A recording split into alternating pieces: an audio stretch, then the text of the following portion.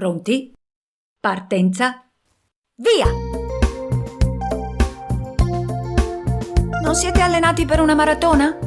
Questa è una maratona che si può correre anche seduti in poltrona.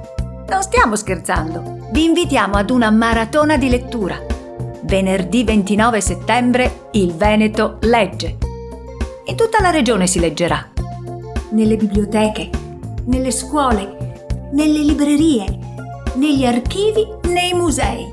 E chi vuole può organizzarsi a casa con i propri figli o con i propri amici.